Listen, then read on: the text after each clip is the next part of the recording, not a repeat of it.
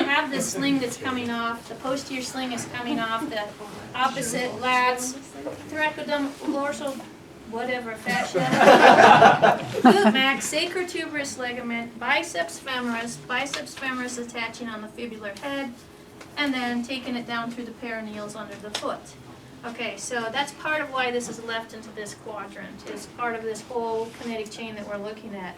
Now, I have quite a lot of thoughts on the tib-fib, and we talked a lot about what was happening at the radial ulnar joint. I think there's a lot of similarities. Obviously, we have a synchondrosis, and so we have two joints working. And in this particular case, the inferior tib-fib joint should be the most stable joint. And I had pulled up some anatomy pictures, and I left them in my car that went home. But when we look at the inferior tib-fib joint, there is only on the fibula a very, very small triangular, like on Jen, it would be about that size, that is the articular surface for the joint glide, okay? Everything else is surrounded by interosseous membrane. So there's only a little tiny place that for mobility there. So what we have is a fibula that pivots off of a fairly, hopefully stable mortise. All right, so tib-fib problems, one of the reasons you get tib-fib problems is inversion sprains. Okay, so the ligaments that are attached to the fibula take the fibula with it. All right, so it's part of the pain pattern. Okay. The other part, and then the other part of the problem is a lot of lateral knee pain, or if we just look at what we've talked about so far in axial rotation, everybody talks about the moment in the foot and the knee, but the fibula has a lot of twisting. And by design, it's built almost like a rib. Okay, it's a kind of a thin blade of bone, and it has a little bit of a lot of torsion capacity. How much? What did you just tell me? Oh yeah, they did a study, a very interesting study. The bone that has the greatest tensile strength, think about hooking a chain on either end of a bone and pulling it apart. The very last bone to break is your fibula.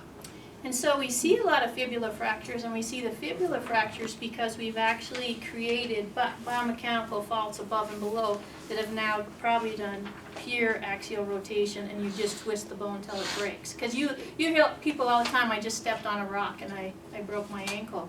And so it's actually too much force, and you know that there's mechanics going on.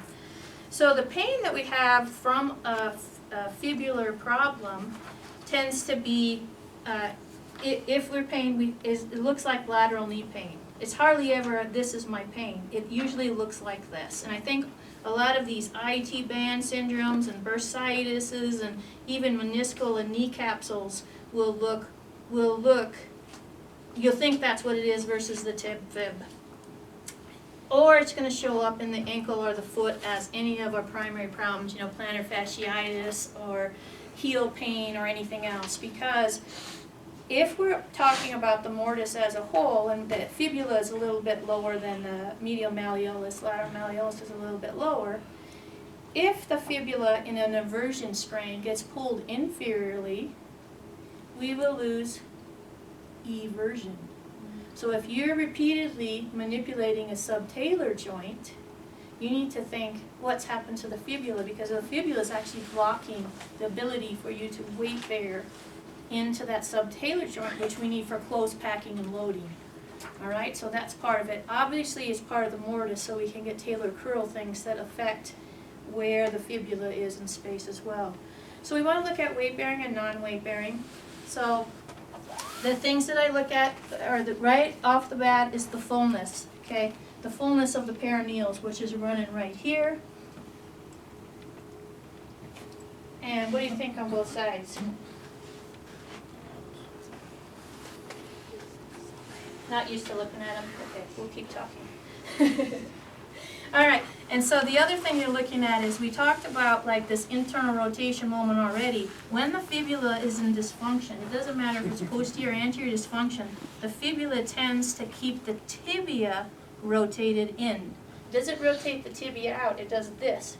because it's trying to create more weight bearing through the tibial axis because the fibula is not taking its share of the early load. And we'll talk more about where the fibula is loaded in the gait section of Module 8. All right, so from here what we're going to look at is, so in that, like we talked about at the radial ulnar joint, we have a joint at the superior tib fib joint where it's the mobile part that goes anterior lateral, posterior medial. Now I did a bunch of research on anatomy and there was a lot of variance in this. And so again, for a small articular facet on that joint, you have to make sure that that's the plane of the joint. Some of these are this way and some of these are actually like this. Okay, a lot of variance in the shape of the fibula on the tibia. All right, but general consensus is anterolateral, posterior medial. And so that's how we've always talked about it. But we've always forgot what we forgot about in the forearm is the vertical and inferior moment. All right, so if we look at the fibula as a whole, if we go into this partial squat, which way should the fibula go?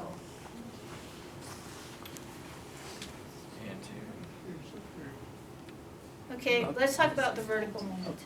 Yeah, so the weight-bearing axis, as we come into the squat, we lock up the talocrural joint, the fibula should go up, okay? It goes up and anterior, all right? That's its moment. It's up and anterior, down and posterior, all right? So if we go up on our toes, so that's exactly how we're going to, so what do you mean you want to palpate? We want to palpate off the tibial tuberosity and the fibula. It's my helper here. Can you see anything but Fred's back? Okay. This is the story of Fred's life with women. Okay, so, and you just want to be on the superior aspect. So when we go down, we should only feel nothing or a little bit of a raise. When we go up, we should feel a nice descension. Okay?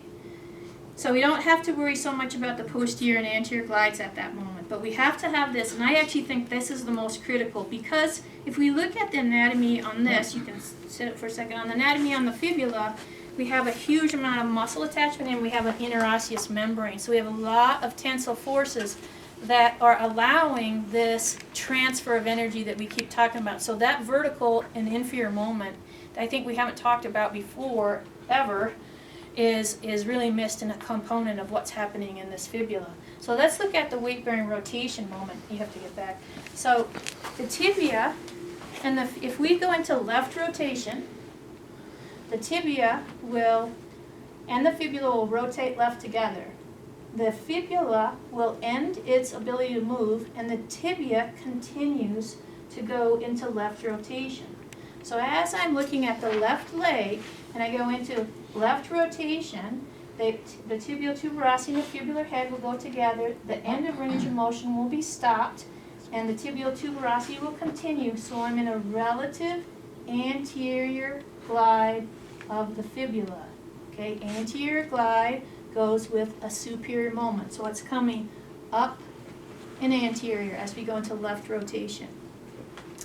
So when we're going into right rotation, it's just going to be the exact opposite. So they're going to rotate together, and as they go all the way around, the tibial motion will continue, and it's a relative posterior rotation, which goes down. So let's start with palpating that.